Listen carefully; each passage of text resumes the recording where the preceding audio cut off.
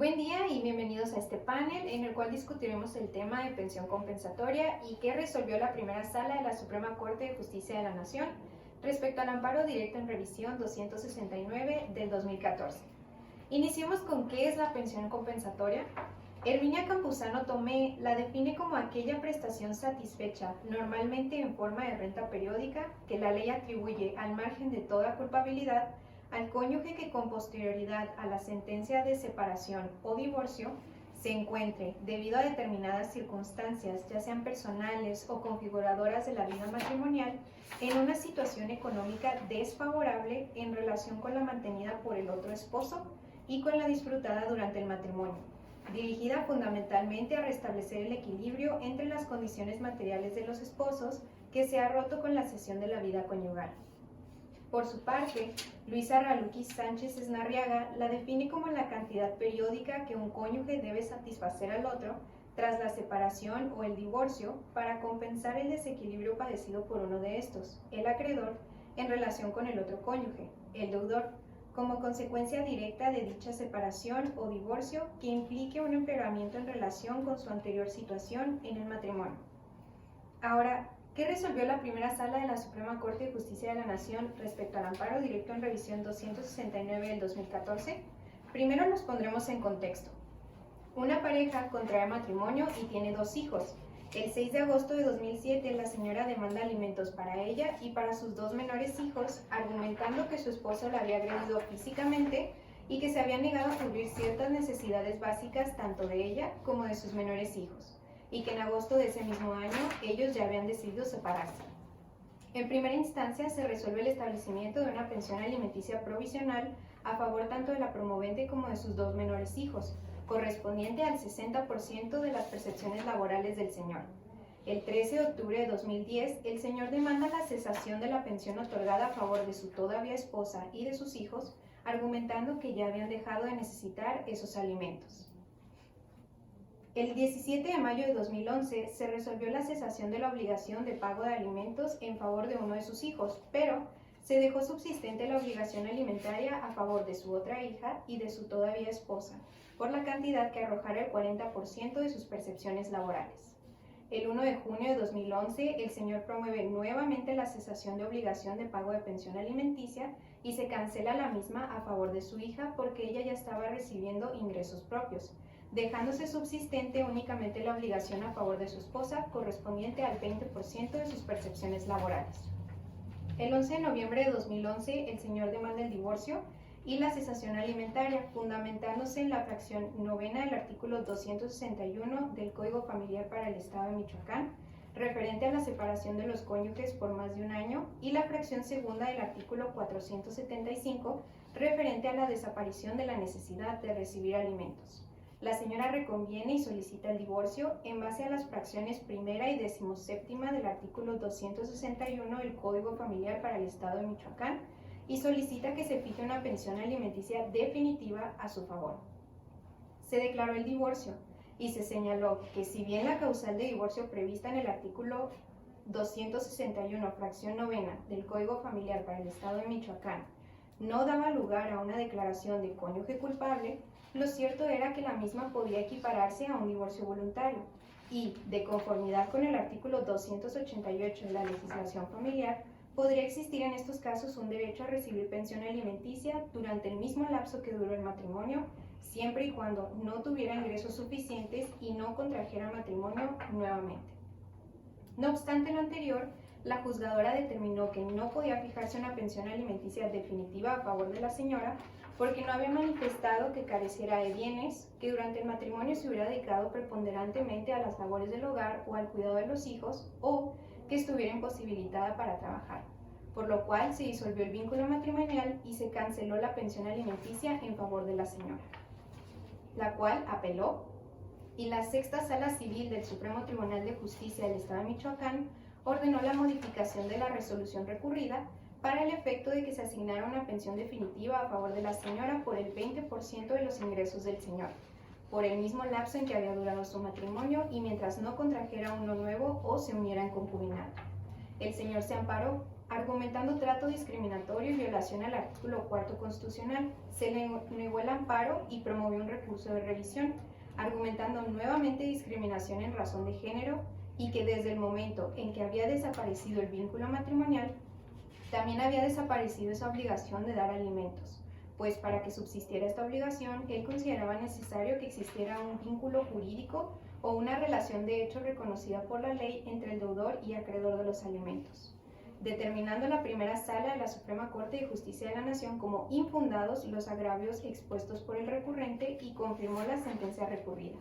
en atención al derecho fundamental a un nivel de vida adecuado,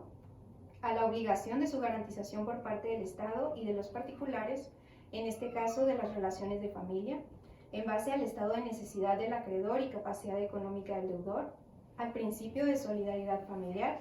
así como que una vez decretada la disolución del matrimonio, esta obligación termina, pero también puede en un momento dado dar lugar a una pensión compensatoria, la cual tiene su razón de ser en un deber tanto asistencial como resarcitorio, derivado del desequilibrio económico que suele presentarse entre los cónyuges al momento de disolverse el vínculo matrimonial, siendo el presupuesto básico el estado de desventaja por la dinámica familiar que se había tomado. Haciéndose un análisis del artículo 288 del Código Familiar para el Estado de Michoacán, señalando que si bien es cierto, la pensión compensatoria históricamente se ha considerado más común en favor de las mujeres, en el caso en particular y en la actualidad no se aplicaba por cuestiones de género, sino por la necesidad debido al desequilibrio económico en el que se encontraba uno de los cónyuges debido a la dinámica familiar que se había sostenido. Habiendo sido explicado ya el concepto de pensión compensatoria, escuchados los antecedentes de este caso en concreto y viendo lo que ya resolvió la primera sala de la Suprema Corte de Justicia de la Nación, es que damos inicio a esta discusión en base a la interpretación realizada. Si gustan, iniciamos. Ok, pues mi postura respecto a cómo resolvió la sala esta sentencia, pues fue a favor, creo que estoy a favor. Creo que hizo un excelente trabajo la sala, al primero que nada, al desarrollar los antecedentes como lo hizo. También me gustó la comparativa que hace de la pensión alimenticia,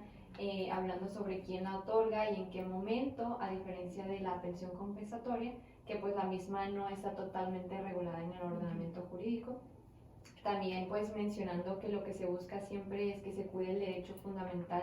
de cada persona a tener un nivel de vida adecuado y digno que cubra pues todas sus necesidades básicas, y que la obligación de dar alimentos se da por un estado de necesidad y no por la comodidad. De igual manera me pareció excelente que la sala mencionara que la obligación de dar alimentos no deriva de la patria potestad, sino de un principio de solidaridad familiar, que es pues justo uno de los principios que vimos en la clase, cuyo objetivo pues es el brindar una asistencia recíproca y que pues es muy diferente a la patria potestad misma, que es pues permanente e indispensable en el caso de los menores. Respecto a lo que el quejoso mencionaba en sus agravios, que el artículo 288 del Código Familiar de Michoacán en ese momento pues era inconstitucional, con relación pues a la pensión compensatoria,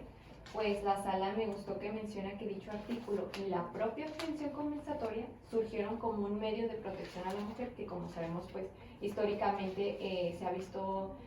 vulnerada y que pues siempre ha cumplido el rol de ama de casa o está al cuidado de los hijos, ha estado al cuidado de los hijos siempre, y pues de ahí surge esta obligación como una forma de compensar ese desequilibrio económico que subsiste, ¿no?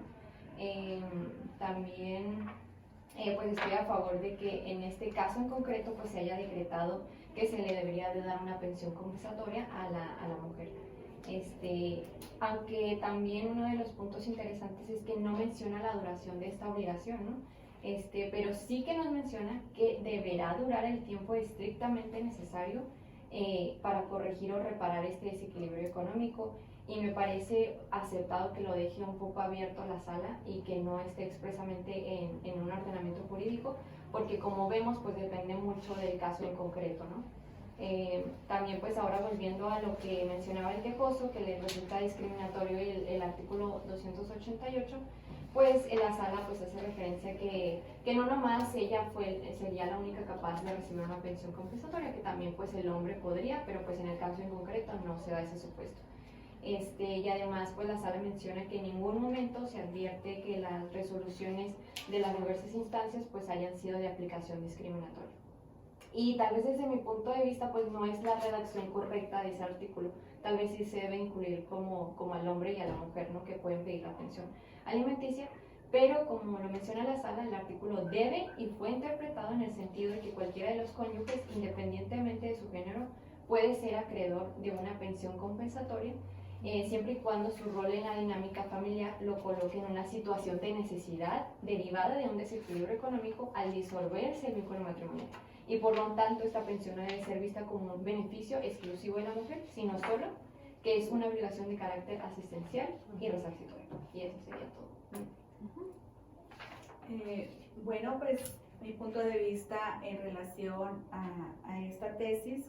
jurisprudencial, pues principalmente es a favor, ya que considero que efectivamente la dedicación de cualquiera de los cónyuges a la familia y a los hijos al momento de que el matrimonio termine, pues sí tiene que haber una compensación precisamente por el tiempo invertido y sobre todo porque esa persona va a salir al mundo laboral sin armas. Entonces es importante, como en este caso, ver todos los puntos de vista, todo lo que se tiene a favor en cada caso concreto, pero sí me gusta mucho que considero que sí están definidos los elementos para otorgarla, los presupuestos, estuve leyendo otras cuestiones y sí habla de temporalidad y también de la forma de extinción, y también en relación a esta tesis viene un amparo directo a revisión, el 269/14, expuesto por el ministro José Ramón Cosío Díaz, donde efectivamente menciona que el artículo 288 del Código Familiar, al referirse a que la mujer puede solicitar esta pensión compensatoria, pues realmente al momento de aplicarla no se hace distinción basado en género. O sea, aunque diga que la mujer puede ser cualquiera de los cónyuges, y pues sobre todo también me gusta, nada más que no creo que vayamos a entrar al tema, donde dice también que se habla sobre la constitucionalidad o no de los artículos, pero en este caso nosotros lo manifestamos así, estamos hablando sobre la pensión compensatoria y todo lo que pudiera nacer de ahí, casos concretos, donde sí, donde no, nosotros los que estamos a favor y nuestras compañeras que también emitirán su opinión si no están de acuerdo con nosotros. Bueno, yo en este caso concreto yo sí estoy a favor, pero como tú lo mencionas, pues también hay que ver los hechos, a lo que lleva que el juzgador, pues como tú lo mencionas, hay temporalidad, ya se me fue, causas de extinción, ajá, eso también creo que se debe tomar en cuenta en otro de los casos. Pues bueno, yo la verdad es que más que estar en contra o a favor, y creo que el caso en concreto no, o sea, el tema no se da, o sea, para mí, en mi postura, bueno, lo que yo alcancé a leer en todo esto es, no creo que se pueda estar a favor, bueno, yo no puedo estar a favor o en contra, simplemente creo que es una cuestión de, como lo decía, me gustó mucho la forma en que desdoblan primero lo que es el derecho a la pensión alimenticia, de dónde deriva y que llega a la dignidad humana, a un nivel de vida digno. Y creo que a raíz de eso, creo que sí se debería bueno, también eso me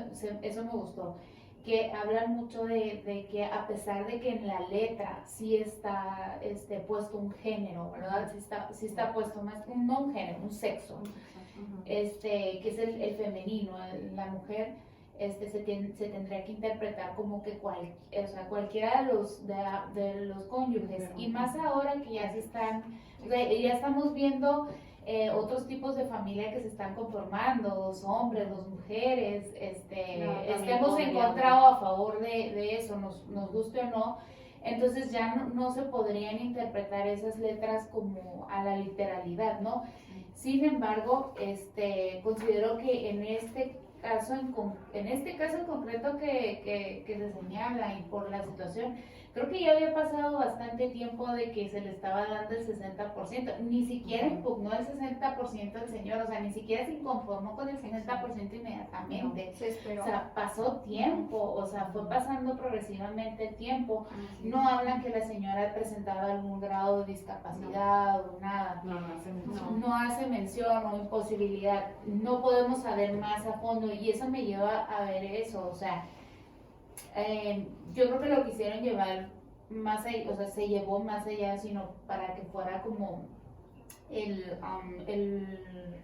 un principio concreto, ¿no? O sea, como una forma de darle herramientas a los jueces de poder juzgar casos concretos, ¿no? En específico. Y creo que de eso se trata el derecho en general, de dejar de ir siendo menos cuadrados cada vez a letras y de empezar a ver personas detrás de todos esos códigos y qué bonito, o sea, qué bonito, sí, detrás de personas. Sí, hay personas. Entonces, y respecto de lo que menciona de la vida digna, yo sí concuerdo un poquito en que sí, o sea, hay un desequilibrio económico y va a haber, o sea, y dentro de las cosas que llaman a los jueces a juzgar es que tengan un nivel de vida digno en las dos partes, que se cuide, que se compense ese equilibrio. Sin embargo, sí creo que se tiene que tomar en cuenta y muchas veces yo como litigante me ha tocado ver como a veces no se entiende esa parte de que cuando las parejas se separan nadie va a ganar y que todos van a sufrir una merma y muchas veces se pelea hasta el último momento por no sufrir o sea, esa pérdida que ya se sufrió. Entonces el nivel de vida digno, o sea, o el nivel que se tenía previo a la separación, todos lo van a sufrir y todos lo van a perder. Y también creo que al menos en la sentencia creo que no se toca tanto el tema, pero sí creo que tendría que ahondarse más en el de y cómo se va a regular el hecho de la persona o en qué momento se va a observar el hecho de que la persona que fue objeto y beneficiada por la pensión compensatoria se queda en ese nivel y cómo saber si está esforzándose o está tomando pasos para salir de ese estado de vulnerabilidad al que básicamente ya la persona o la relación que la tenía o las circunstancias que las tenían limitadas a esa persona, no hablemos de mujer o hombre, sino en general, ya en parte ya desaparecieron, o sea, el trato que se tenía como pareja o la limitante que tenías con otra pareja para desarrollarte desapareció. Y a partir de ahí, ¿qué pasó? ¿Cuál es tu voluntad para salir de esa situación, no? Bueno, si me permites ahí intervenir. Adelante. Sabes que ahí estuve leyendo yo varias opciones y una de ellas precisamente es, en cada caso concreto se va a observar varios de los elementos para aplicarla o no. Ahorita les hablaba justo de la temporalidad y dice que, bueno, a mí en lo personal me encanta porque dice, puede ser por acuerdo entre los usuarios, entre las partes, o bien por una sentencia dictada por un juez. Entonces, desde ahí dice, te limita la percepción de dicha prestación o el recibimiento de dicha pensión a un tiempo determinado, procurando que hasta que no termine ese desequilibrio que hubo por una de las partes, porque recuerden que solo una de las partes debe resentir ese desequilibrio. Si los dos quedan con ese desequilibrio, no podemos hablar de una pensión compensatoria. Y luego decía también que hay que limitar su duración a un hecho determinado en muchos de los casos. Uno de ellos es quizá que ella terminara una carrera universitaria que tal vez dejó trunca, un refresh, no sé cómo se diga, una actualización de muchos de los conocimientos que esa persona tenga. Y también donde dice que si estas personas llegan a un acuerdo, no tiene que ser una pensión compensatoria prolongada durante el tiempo, puede ser una pensión compensatoria en un solo pago único a cambio de algunos bienes. Entonces todo esto está supervisado pero yo considero que sí es importante hablar de cada caso concreto, porque dice que la Suprema Corte de Justicia, cada uno de los elementos los va desglosando y va analizando la situación para decir si se otorga o no es, si se aplica o no se aplica. Cedo la voz. Sí, yo me refería ahí un poquito más al hecho de, ok, no, o sea, si la persona, el cónyuge que quedó, o la persona que se separó y queda como como obligado a la pensión compensatoria, se limita, ¿no? O sea, ay, se me fue. Ve que la otra persona ya está saliendo, pues va a promover. Claro. Pero en el momento en que esa persona puede estudiar, no estudia, puede trabajar, no trabaja, pueda tener actividades, Si hay limitantes, o sea, sí se establece un límite. Ajá, ¿Cuál? Sí se establece, dependiendo del porque caso. lo único que aparece es hasta la duración del matrimonio. Ajá. Pero y hasta que se termine el desequilibrio, pero el desequilibrio no se va a terminar si no hay pasos adelante de uno o del otro lado. No, es que sí está cuando es extinción. Sí, hay una extinción, dice que cuando cese la causa que lo generó, al contraer matrimonio o por vivir el receptor de la pensión maritalmente con otra persona, puede o no contraer matrimonio. Y también te digo que habla de la temporalidad porque dice que puede ser definitiva la pensión alimenticia o no. Puedes decir, solamente la va a recibir 3 años, solamente la va a recibir 10 años. Tú sabrás qué haces con esos 10 años que estás recibiendo esa pensión compensatoria. Es que sí debe de existir un límite, porque si no, imagínate, si dicen, bueno, la persona nunca trabajó, siempre se dedicó a sus hijos, y ya te dan una pensión compensatoria, y tú decides no trabajar. No, Pues y supongo que ahí, y es ahí en donde ojalá los jueces